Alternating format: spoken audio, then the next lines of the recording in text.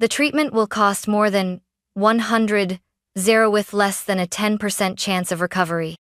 That's what the doctor said, calmly. My family didn't cry. They didn't argue. They just looked at each other and left. My mother's words were final. Let the old man go. He's lived long enough. We're not throwing money into a black hole. And like that, they were gone. Out the door. Out of our lives. I was 17. Broke. Angry. Terrified. But I stayed. I emptied my college savings. I signed repayment forms. I took a job cleaning floors at the same hospital. Because he wasn't just an old man. He was my grandfather. And I refused to let him die alone. What they didn't know was she'd live another 7 years. And I'd become everything they said I couldn't be. When he died peacefully at 91, they came back. Not for him. But for what he left behind? The hallway was too quiet. I could still hear the echo of their footsteps long after the elevator doors had closed. I stood there, alone, clutching Grandpa's medical chart in one hand and my half-empty wallet in the other. My mother had been the last to leave. She didn't even look at me. Just tossed a cold glance over her shoulder and said, "You can stay if you want, but don't come asking us for anything later." Then she was gone. The nurse beside me shifted uncomfortably. "Are you Caroline?" I nodded, my throat tight. "We'll need someone to sign the financial responsibility forms. The insurance only covers about 30% of his care. Without intervention, he won't make it through the week." I didn't hesitate. Not because I wasn't scared, God. I was terrified. But because I couldn't bear the thought of him waking up in pain and realizing no one had stayed. I signed every form they handed me. The stack felt like a legal execution. I handed over my college savings, 200 scraped together from scholarships and summer jobs. Then I called the HR office downstairs and begged for a job, any job. By 6 p.m., I was scrubbing floors in the pediatric wing. By 10 p.m., I was back at Grandpa's bedside, holding his hand while machines beeped and buzzed around us. He didn't wake up for 3 days. When he finally did, his voice was weak, his eyes watery. But the first thing he whispered was, "You stayed." I nodded, tears blurring everything. Always. That night, while he drifted back into sleep, I sat beside him and stared out the window. The world outside kept moving: cars, city lights, people laughing in restaurants. But here, in this quiet hospital room, something had broken and rebuilt inside me. They thought they'd left me with a dying man. But what they really left me with was time. Time to listen. Time to learn. Time to grow into the woman I was never allowed to be around them. They walked away. I walked forward. The doctors didn't expect him to last more than a week. But a week passed. Then 2. Then 3. It started with small sign she's, fingers twitching, a flutter of his eyelids, the way his hand gripped mine just a little tighter during the night. I read to him every evening. At first, I didn't know if he could even hear me. But I kept going: old war novels, Reader's Digest articles, even IKEA manuals, anything just to fill the room with something human. Then, one afternoon, as I was spoon-feeding him broth, he said, "Too salty." I froze. "Grandpa?" He blinked, looked at me, then smiled. "You've always been terrible at seasoning." I laughed through tears. It was the most beautiful complaint I'd ever heard. Over the next few weeks, his recovery picked up speed, not miraculous, but steady. He started sitting up, then speaking longer, then walking again, slowly, with my arm supporting his. The doctors called it a statistical anomaly. I called it proof that love matters more than odds. We moved into a tiny 2-room apartment across the street from the hospital. It wasn't much. The paint was chipped, the heater rattled, and we had to share one bathroom with 2 other tenants. But we were together. During the day, I worked hospital shifts and took GED classes online. At night, Grandpa taught me no just math or science, but how to fix things. Circuit boards, light switches, coffee machines. Most people throw stuff out when it breaks, he told me once, handing me a soldering iron. But if you understand how something works, you can rebuild it. That goes for machines, and it goes for people too. Those lessons, in that tiny kitchen with a flickering overhead light, changed my life. They weren't just about wiring or tools. They were about self-worth. About choosing to repair rather than abandon. One evening, he watched me replace a broken switch in our microwave. He nodded approvingly and said, "You know, you've got the mind of an engineer." I shook my head. "I've got the mind of a janitor who doesn't want to burn soup." But secretly, I let that compliment burrow deep inside me. It was the first time anyone had ever believed I could be more than what I was born into. He wasn't supposed to live, but he did. And because he did, I started to live too. The silence from my family became permanent. At first, I thought maybe they just needed time. That once Grandpa was out of the hospital, they'd come around. But then the bank account my mother used to help me manage closed. The family phone plan I was on disconnected. And the last message I ever got from her said, "You made your choice. Don't expect anything from us ever again."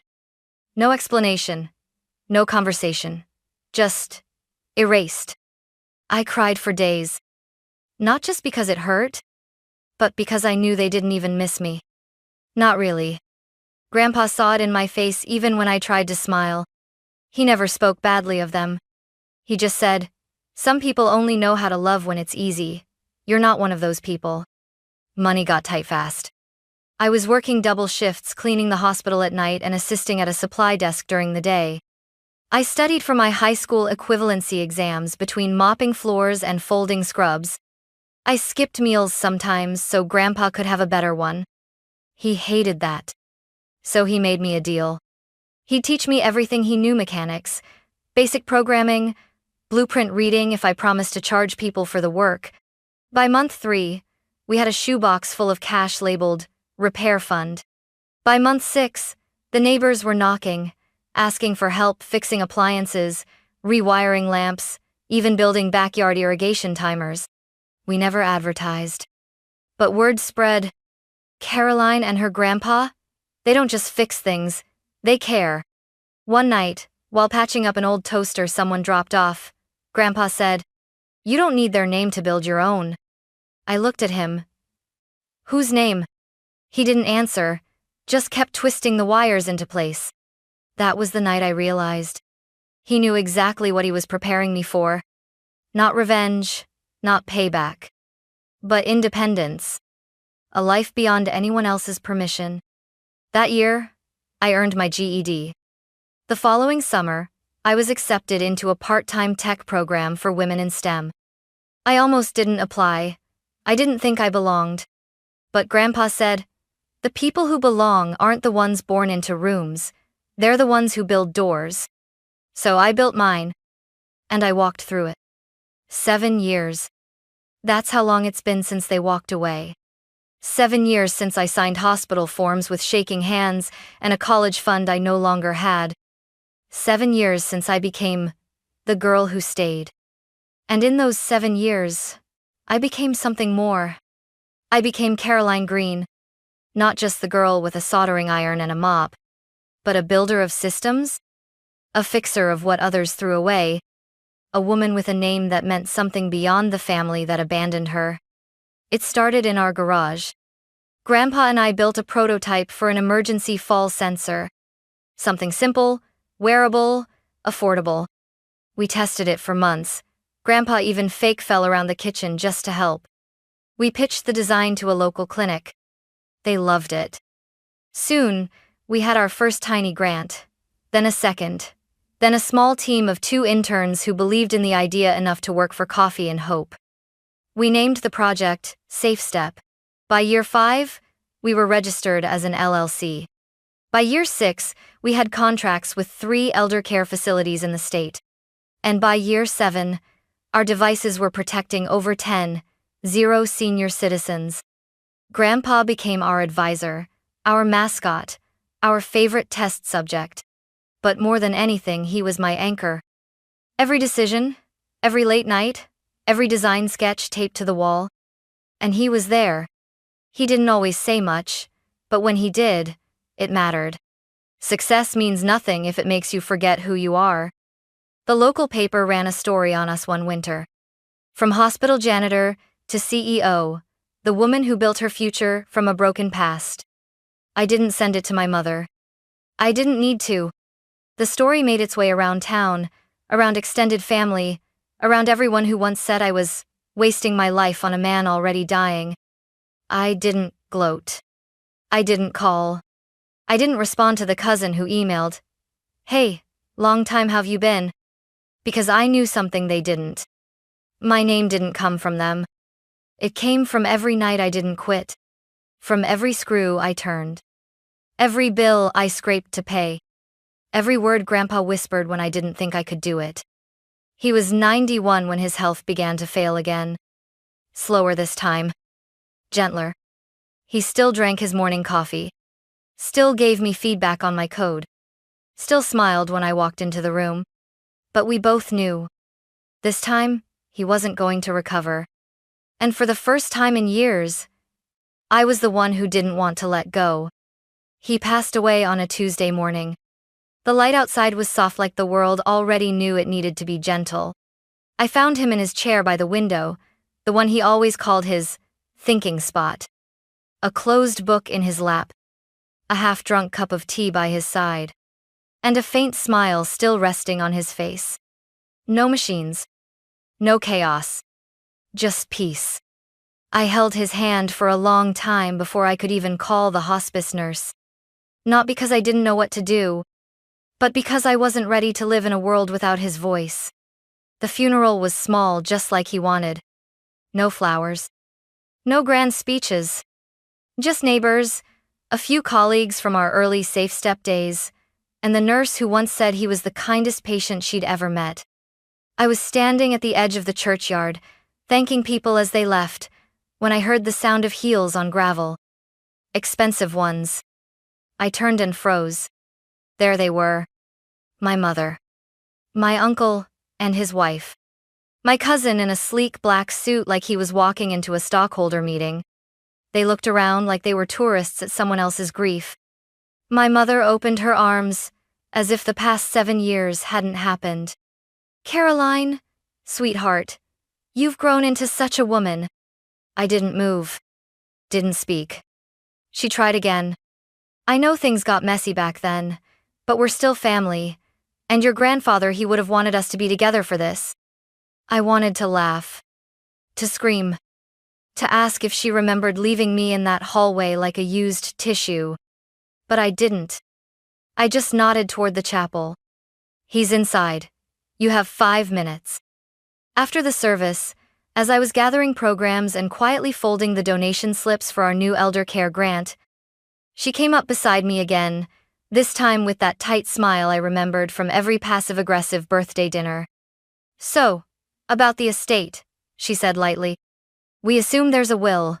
Your grandfather wasn't careless." I met her eyes. Flat. Emotionless. "There is," I said. Her smile widened like a net. "Wonderful. We'll need to discuss how everything will be divided." That was when I finally spoke. Really spoke. "You left him to die in a hospital bed, Mom. You didn't visit for 7 years. You never called. You never once asked if he made it. You only showed up now because you think he was worth something." She blinked, just once, but it was enough. Then she snapped, "Don't be dramatic. You're still his granddaughter, but we're his children. He wouldn't cut us out." I looked down at the wooden envelope in my hand, his will, sealed, notarized, and already in the care of his lawyer. "You'll find out tomorrow," I said quietly. But just know he wasn't nearly as forgiving as I am. The next morning, I arrived at the law office 15 minutes early. Not because I was nervous, but because I had been preparing for this moment for 7 years. Mr. Alton, my grandfather's attorney, greeted me with the same soft professionalism he always had. He had known Grandpa since the Safe Step prototype days. He'd helped us file the LLC paperwork. And now, he'd helped close the chapter. The conference room smelled of polished wood and old paper. I took a seat at the end of the long table. In front of me sat a sealed envelope and a small wooden box, the one Grandpa had asked me to keep unopened until this very meeting. Minutes later, the rest of them arrived. My mother walked in like she owned the place, in heels too sharp for her words. My uncle followed, face already tight with expectation.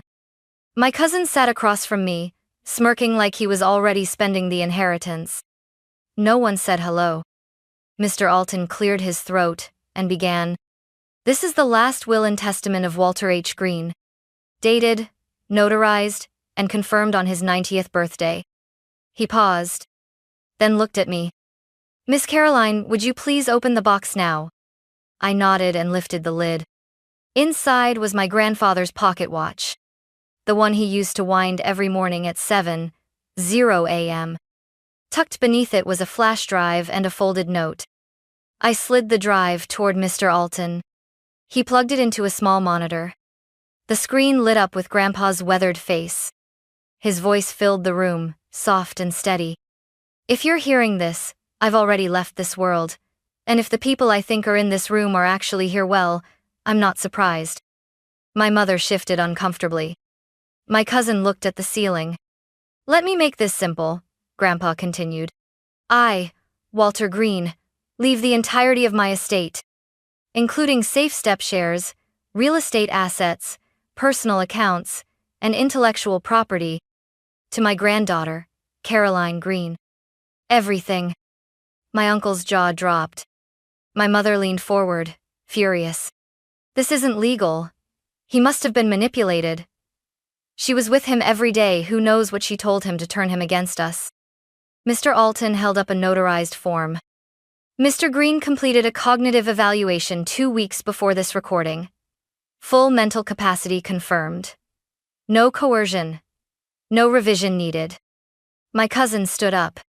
You've got to be kidding. She was a janitor. She lived off him. Grandpa's video continued, as if he'd heard every word. To those who say she took from me, I say, she gave me 7 more years. She gave me mornings with sunlight and coffee.